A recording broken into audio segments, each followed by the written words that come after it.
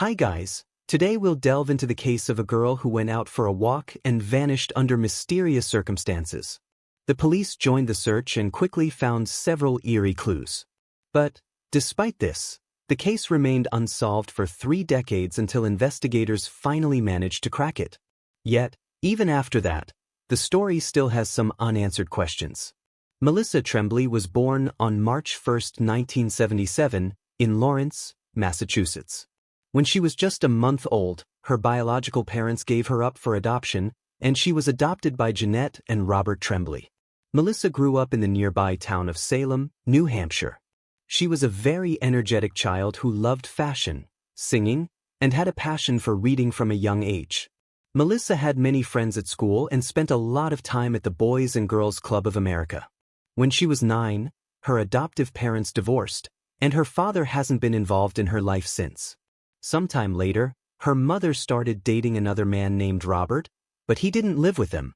On September 11, 1988, when she was 11, her mother took Melissa to Lawrence, where she was supposed to meet Robert.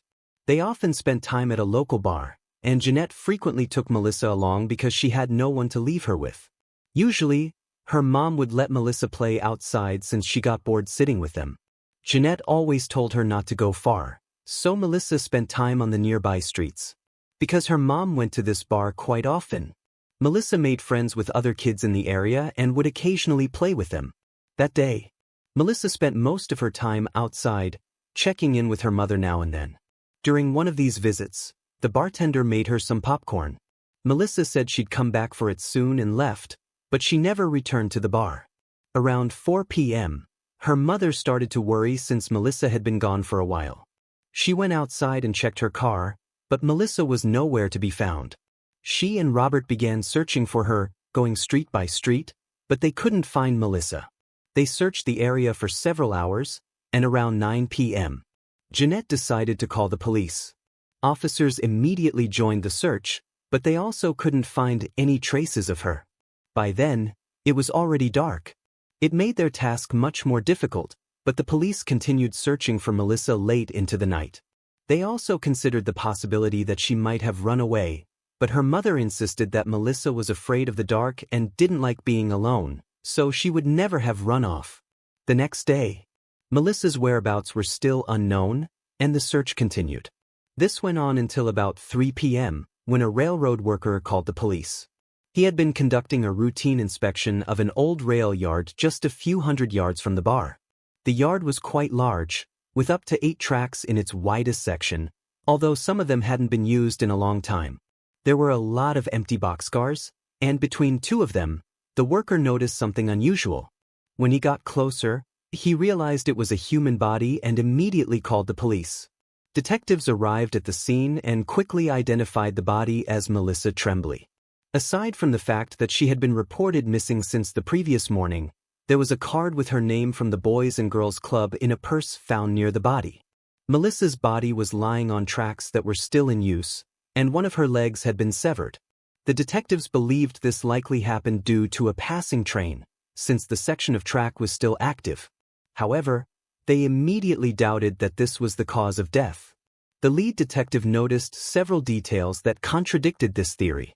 Melissa's purse, containing the card with her name, was found almost 20 yards from the body. This seemed strange as it was unlikely that a train accident could have thrown the purse so far. The detective also noticed a large number of footprints and drops of blood near the purse. This led him to suspect that Melissa might have been attacked there, and only then her body was moved to the tracks. The assailant might have hoped to make it look like she died in a train accident. Another factor pointing to foul play was the location itself. The old rail yard, with its numerous empty boxcars, was a known hangout for homeless individuals and those looking for secluded spots to use illegal substances, so the detectives considered the possibility that some of them might have attacked Melissa. Her body was sent to medical examiners while the police began searching for clues. Since no useful evidence was found at the scene where Melissa was discovered, investigators focused on finding witnesses to piece together the timeline of events. First, they spoke with an employee of the railroad company. He mentioned that the day before the body was found, he saw a girl fitting Melissa's description near the tracks. He told her to leave immediately because it was unsafe for children to be there, and she left the area. Next, the police found a woman living not far from the bar. She said she had known Melissa for several months because her children had become friends with Melissa, and she often visited their house. On that day, Melissa had come over to invite her children to play, but the woman told her they were grounded and couldn't go out, so Melissa left alone. Investigators soon found another witness who provided the first significant lead. He reported seeing a girl resembling Melissa standing next to a van at an intersection near the rail yard, talking to the driver. The witness described this man as rather large, unkempt, around 30 years old, with dark hair and a large beard. The van was brown, old, and rusty. The police considered that this man might be connected to the murder and started searching for similar vehicles. Meanwhile, the medical examiners finished their report and confirmed that the train was not the cause of death. Melissa's body had numerous bruises and 3 fatal stab wounds. No signs of sexual assault were found, and there were no foreign biological samples on her body or clothing. The experts determined that the stab wounds were inflicted with the left hand, suggesting that the perpetrator was likely left-handed. The case was reclassified as a homicide, and detectives focused on finding the killer. However, they still had only one lead: the description of the van seen near Melissa shortly before she disappeared. The police concentrated on finding similar vehicles in the area, but repeatedly hit dead ends. The challenge was that even if they found the right van, linking its owner to the murder would be nearly impossible without a confession. DNA analysis was not yet in use, and there were no additional pieces of evidence like Melissa's belongings or fingerprints likely to be found in the van. The police also kept trying to find new witnesses. They interviewed several hundred residents in the area, but this effort yielded no results. Detectives continued searching for the van and other clues for several months, but the case eventually went cold. Melissa's murder received significant media coverage, and many people began blaming her mother for what happened. They were outraged that Jeanette let her 11-year-old daughter wander the streets alone, especially near such a dangerous place as a rail yard. What infuriated them even more was that while Melissa roamed the streets for hours unattended, her mother was drinking in a bar. Rumors began spreading in the newspapers that Jeanette had developed a drinking problem after her divorce and was struggling with her parental responsibilities. People also started blaming social services for failing Melissa by not intervening in the situation. Amid all these accusations, Jeanette refused to speak with media or answer their questions. When reporters reached out to Child Protective Services, they stated they were aware of the family's complicated situation and had tried to take some measures, but revoking Jeanette's parental rights had never been considered. Since then, there had been no progress in the case. Police repeatedly reviewed it and examined potential suspects, but this yielded no results. In 2000, 12 years after the murder, investigators identified their first potential suspect, Tommy Lynn Sells. He confessed to 22 murders, and investigators in Melissa's case found that many details of his crime closely matched those of her murder. Moreover, Tommy resembled the van driver seen with the girl, and he often spent nights in empty boxcars while traveling across various states. Detectives began investigating his possible involvement in Melissa's murder, but they eventually concluded that he was unlikely to be responsible. They couldn't find any evidence placing Tommy near Lawrence at that time. Instead, they determined he was probably in another state. The case remained cold for several more years, until 2013, when detectives unexpectedly obtained a new lead. They arrested a man from Lawrence for an unrelated case, and during questioning, he suddenly claimed to know some details about Melissa Tremblay's murder. The man said that in 1988, when he was just 13, he used to steal cars for a living. He spent a lot of time on the streets looking for suitable vehicles, and on the day Melissa disappeared, he saw a girl resembling her. She was sitting on the steps of that same bar, and next to her was a man named Mike. The witness knew Mike, but his family had warned him to stay away from that man because of his questionable reputation. The boy walked past them, and about 10 minutes later, on his way back, he saw the girl leaving the bar with Mike. At some point, another man whom the witness didn't recognize approached them, and the three of them continued walking together. The police asked the witness why he had remained silent for 25 years. He replied that at the time he didn't want any unnecessary contact with the police.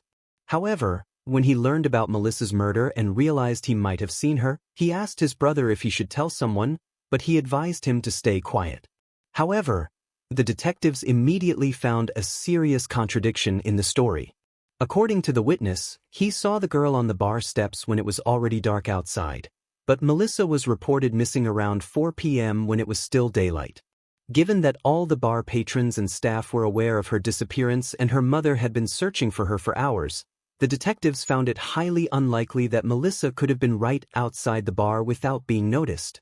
The police considered the possibility that the witness had either seen a different girl or his account was inaccurate. Despite this, they investigated Mike for potential involvement but made no progress. Nevertheless, the witness's story brought renewed attention to the old case, and in 2014, it was reopened. By then, DNA analysis was widely used and the police hoped that experts could find some new clues by re-examining all the available evidence. They examined Melissa's clothing and other items but found no foreign DNA.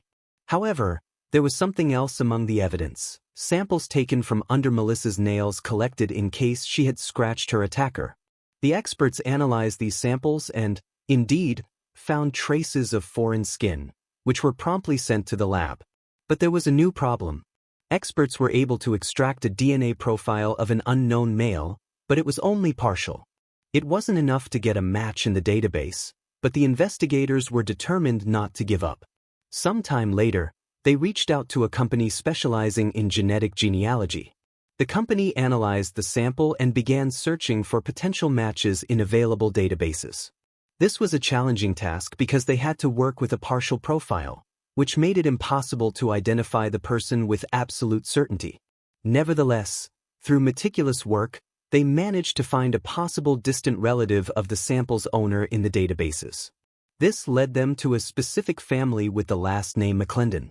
Detectives began investigating the members of this family, trying to determine who might have committed the crime.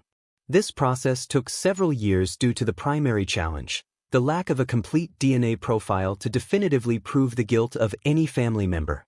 Therefore, investigators carefully examined who among them could have been in Lawrence in 1988, matched all the criteria like age, and so on. Eventually, they focused on two brothers, one of whom was Marvin McClendon. Marvin lived in Alabama, but investigators discovered that in the late 80s, he lived just 20 minutes away from Lawrence and worked as a carpenter. Digging into Marvin's past, they learned that he frequently visited a church located just a few hundred yards from the bar where Melissa was last seen. Marvin had also worked as a prison guard for about 30 years, but with breaks, one of which occurred in 1988. The intriguing findings didn't stop there. Police found that Marvin owned an old brown van during those years, which he used for work. Despite this, Marvin had no criminal record, aside from numerous traffic fines for not wearing a seatbelt. He had been married twice, but both wives had left him. He had 2 sons from his first marriage, but was not actively involved in their lives. Finally, Marvin was left-handed, unlike all his close male relatives. While detectives were investigating this suspect, Melissa's mother passed away in 2015 at the age of 70. She had struggled with a severe illness for a long time and never found out who killed her daughter. After gathering all the information on Marvin and checking his other relatives, detectives concluded that he was the most likely perpetrator. In 2021, they went to Alabama to question him about that time in the late 80s. Eventually, they brought up the murder of Melissa Tremblay, and Marvin claimed he had nothing to do with it. When told that DNA from one of his close relatives was found on the victim, Marvin suggested that the killer might be his brother. That same year, Marvin voluntarily provided his DNA sample, but experts still couldn't establish a complete match. The partial profile from under Melissa's nails only indicated that Marvin was either closely related to the killer or was the killer himself. However, investigators who had already examined all his close male relatives knew that none of them could have committed the crime, leaving Marvin as the prime suspect. They also understood that without a full DNA match, it would be extremely challenging for the prosecution to secure a conviction. As a result, they spent another year trying to find any additional clues.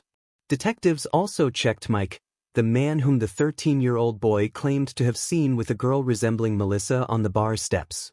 After obtaining his DNA sample, experts determined that it didn't match the skin particles found under the victim's nails, ruling him out as a suspect. They visited Marvin several times, asking him various questions, and in April 2022, they finally decided to arrest him. Despite his continued claims of innocence, Marvin allegedly made a suspicious remark during his arrest. He told one of the officers, "At least I got to enjoy 20 years of my pension." Marvin, who was 74 years old at the time, was sent to jail awaiting trial. The judge had to place him under constant protection because other inmates quickly learned about his charges and the fact that he had worked as a prison guard. Without conclusive evidence, the prosecution relied on a process of elimination. DNA from someone in Marvin's family was found under the victim's nails, but none of his close relatives had the opportunity to commit the crime. As for distant relatives, a match with their DNA would be less evident, and experts could easily see the difference.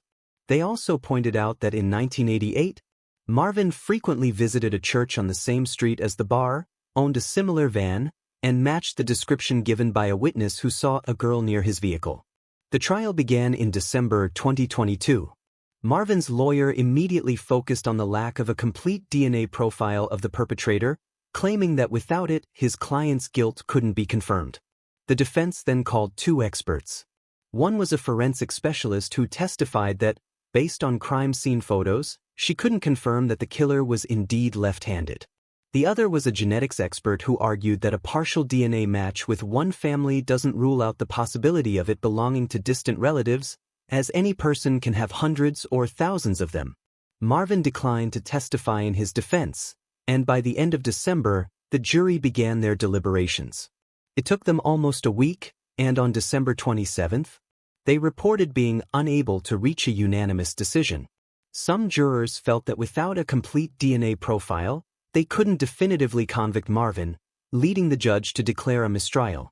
In early 2024, the prosecution announced plans for a retrial set to begin on September 30th, 2024. Until then, Marvin will remain in jail.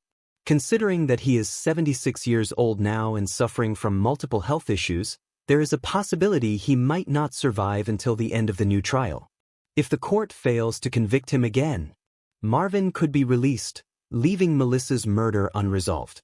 And, sigh, we may never learn the truth. Share your thoughts on this story in the comments section, and don't forget to press the like button if you enjoyed my video.